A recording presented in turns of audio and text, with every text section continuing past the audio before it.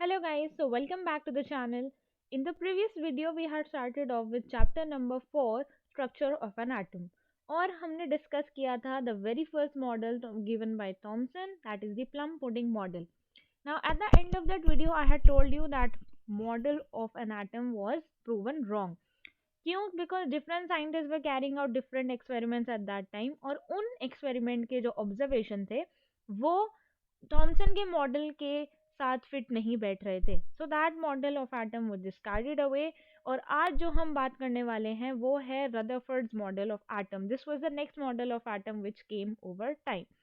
Now Rutherford was a very famous scientist and now let's understand that what was his experiment. किस तरह से उसने model of atom decide किया, then उसके postulates दिए और फीचर्स बताए.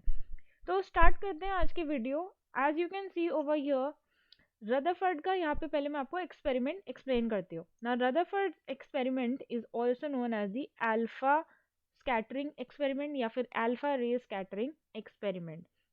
Now first of all let me explain you some basic terms and how did he carry out the experiment. Now Rutherford ने क्या किया, he decided that he would allow a beam of fast moving alpha particles to shoot on a thin gold foil. अब पहली बात, इतना तो हमें समझ में आ रहा है, एक गोल्ड फॉइल उसने ली जिसके ऊपर वो अल्फा पार्टिकल्स को शूट करना चाह रहा है, एक बीम डालना चाह रहा है. But the thing is what are alpha particles? Alpha particles are actually doubly charged helium particles. मतलब हीलियम का वो एटम जो कि जिसका वैलेंसी, जिसका चार्ज क्या है, +2. ठीक है.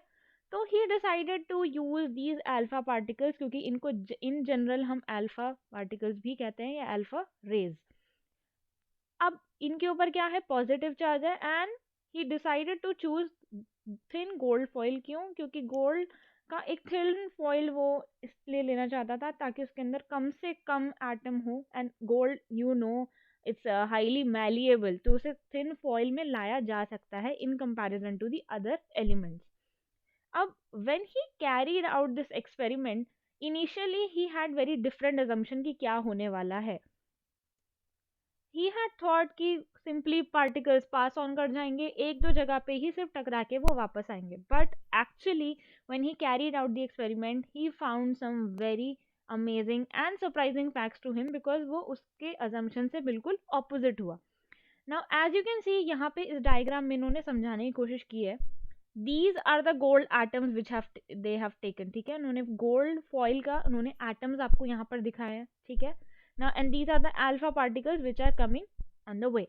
अब अल्फा पार्टिकल्स क्या है? पॉजिटिवली चार्ज पार्टिकल है. जब तक वो किसी पॉजिटिवली चार्ज चीज से नहीं टकराएंगे तब तक वो दूर नहीं होंगे, क्योंकि like charges repel each other, you know this right. और कुछ कुछ डिफ्लेक्शन भी ऑब्जर्व कर सकते हैं. अब उसने क्या क्या ऑब्जर्व किया? Number 1, he observe that most of the alpha particle pass straight through the foil. वो सीधे की सीधे निकल ही गए, वो किसी चीज से टकराए ही नहीं. इसका मतलब क्या हो सकता है कि अगर कोई चीज बिना किसी से टकराए सीधे सीधे बीच में से निकल रही है, तो इसका मतलब ये हो गया कि अंदर काफी सारी खाली जगह प्रेजेंट है ना. जब तक कोई रास्ते में आएगा नहीं तो आप सीधे सीधे निकलते जाओगे. ठीक है. Second thing that he observed was most of the alpha particles, they were slightly deflected by the small angle. मतलब थोड़े थोड़े से एंगल पे उनका रास्ता जो है वो टेढ़ा हो गया था. ऑब्वियसली होगा, क्योंकि एटम के अंदर कुछ तो पॉजिटिव है ना. लेकिन ऐसा नहीं थी कि सारे ही पार्टिकल डिफ्लेक्ट हुए. No, only some of the particles were slightly deflected by small angles. इसका मतलब साइड में कुछ पॉजिटिव रहा होगा जिसके इन्फ्लुएंस की वजह से वो थोड़ा सा डिफ्लेक्ट हो गए. Now third point was very surprising to Rutherford, क्योंकि आउट ऑफ 12,000 पार्टिकल्स में से एक पार्टिकल ऐसा था जो कि सीधा ही रीबाउंड कर गया. रीबाउंड मत कर गया मतलब जहां से आया था वहीं के वहीं वापस रीशूट हो गया.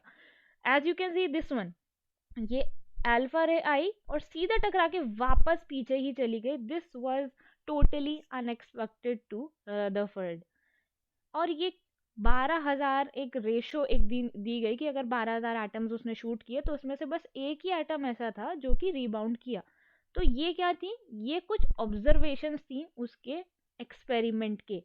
अब इन ऑब्जर्वेशंस के ऊपर सोच के ही डिसाइडेड टू थिंक कि एक्चुअली एटम का स्ट्रक्चर कैसा रहा होगा. So based upon that he made some conclusions. Now this is very important. जो उसने कंक्लूजन ड्रॉ की, किससे ड्रॉ करी? From the observations he saw. पहला क्या है? That most of the space inside the atom is empty. अब जैसे कि मैंने आपको अभी पीछे फर्स्ट पॉइंट अभी मैंने बताया था, कुछ पार्टिकल सीधे की सीधे निकल गए. भाई आप एक रास्ते पे सीधे सीधे जा रहे हो, ठीक है. अब अगर आपके रास्ते में कोई रुकावट नहीं आएगी तो you will go straight, no problem. Similarly इसी पॉइंट से उसने ये सोचा कि काफी सारी जगह जो है एटम में वो खाली होगी, तभी अल्फा रेज किसी से बिना टकराए सीधा सीधा निकल गए. As it's written here that most of the alpha particles pass straight through the gold foil. This indicates conclusion number 1 that most of the space inside the atom is empty. Atom के अंदर खाली जगह भी present है, यहाँ पे कुछ भी present नहीं है. Second point of the conclusion, the atom has a small nucleus with a positive charge.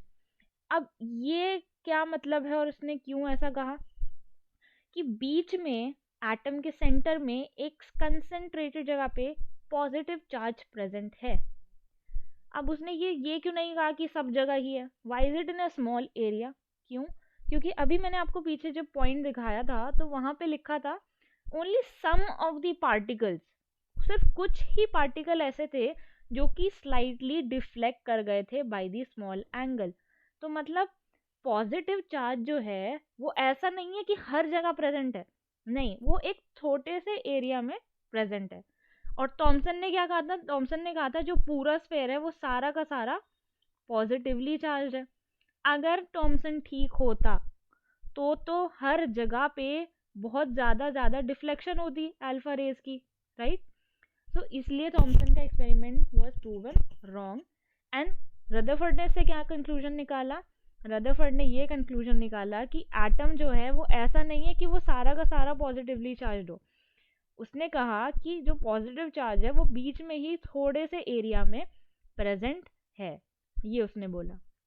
अब थर्ड पॉइंट जो उसे सबसे ज़्यादा शॉकिंग लगा था कि एक पार्टिकल इतने सारे एटम में ऐसा भी था जो सीधा का सीधा पीछे ही चला गया.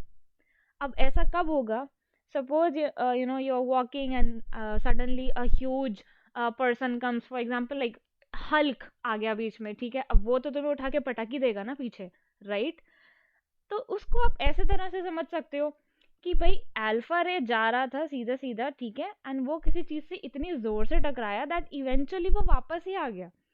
तो इससे जो उसने थर्ड कंक्लूजन ये निकाला कि जो न्यूक्लियस है जहाँ पे पॉजिटिवली चार्ज आपका चार्ज प्रेजेंट है वो एक बहुत ही कंसंट्रेटेड एरिया में प्रेजेंट है, बहुत ही कम वॉल्यूम में प्रेजेंट है.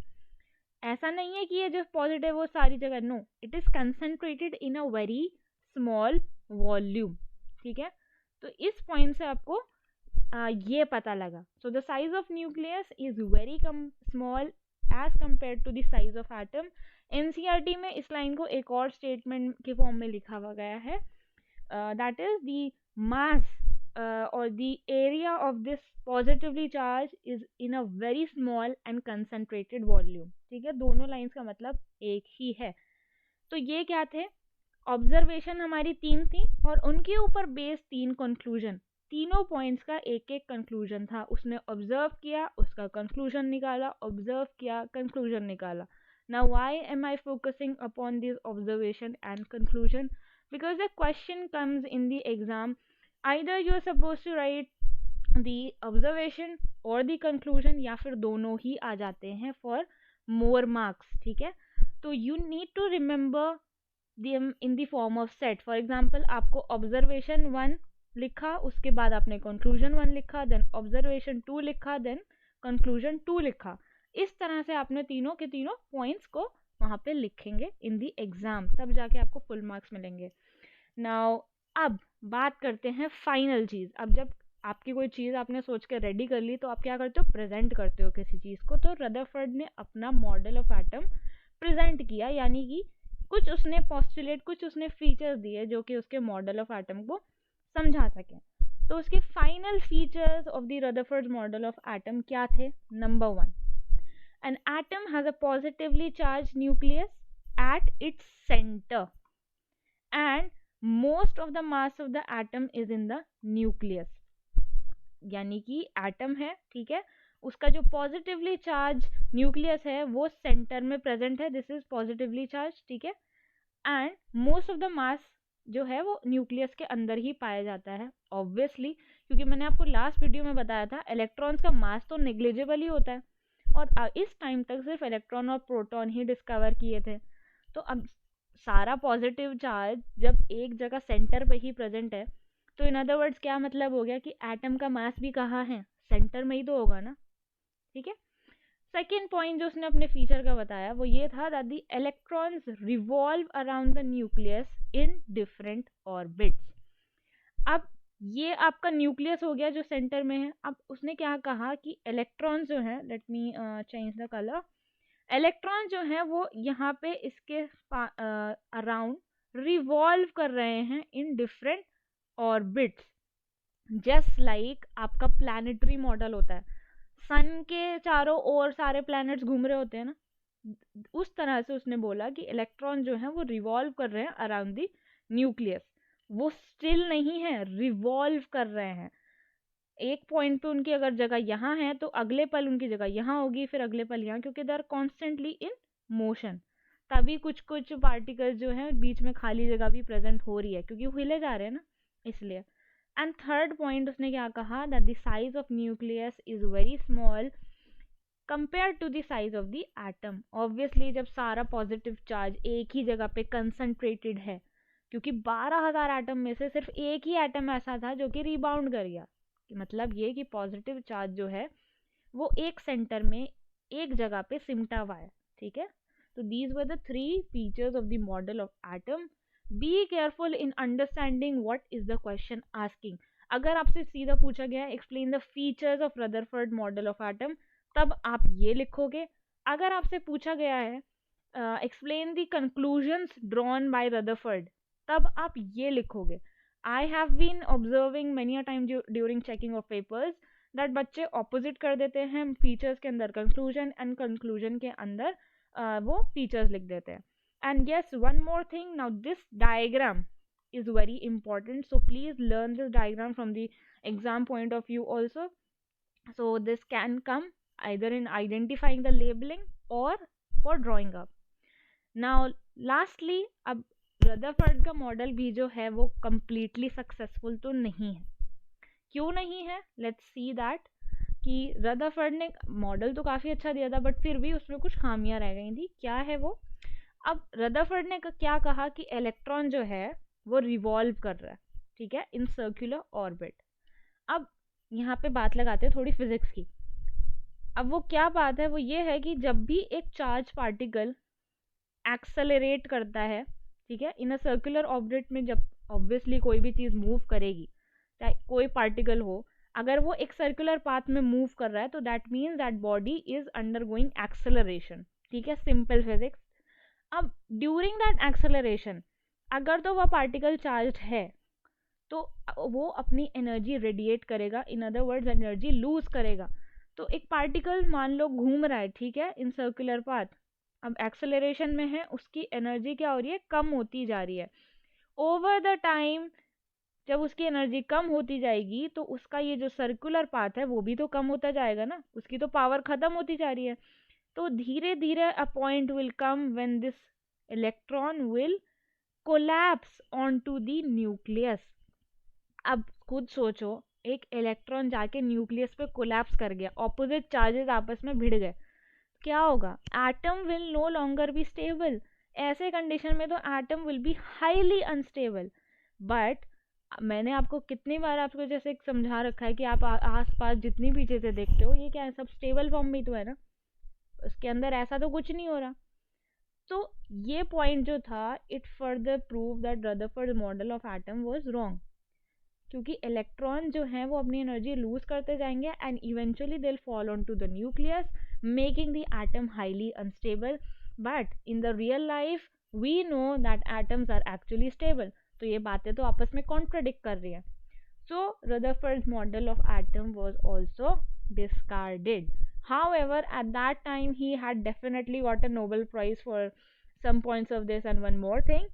But over the time this was proven wrong, and another model of atom was given which was based upon this one only. थोड़ी सी मॉडिफिकेशन कर दी थी क्योंकि बाकी चीज़ें उसने ठीक बताई थी, सिर्फ ये जो सेकंड पॉइंट है जिसमें उसने कहा कि इलेक्ट्रॉन सर्कुलर पाथ में मूव कर रहे हैं, बस ये पॉइंट गलत था, तो इसको मॉडिफाई करके further models of atom were given up.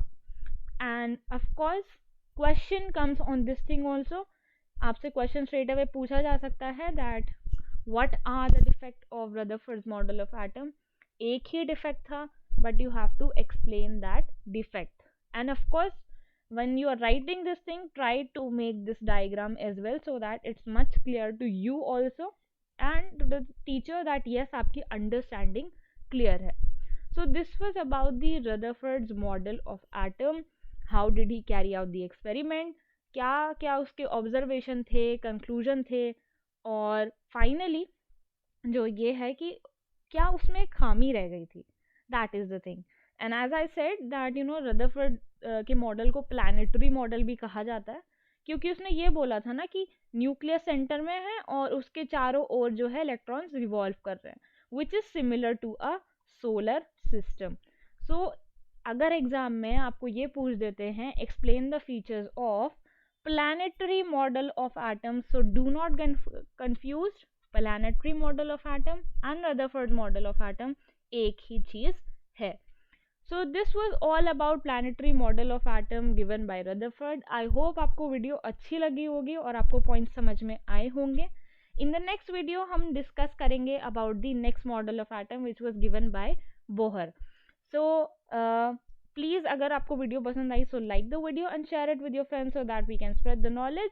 And thank you so much for watching this video. We will meet you up in the next video. So till then, bye bye and take care.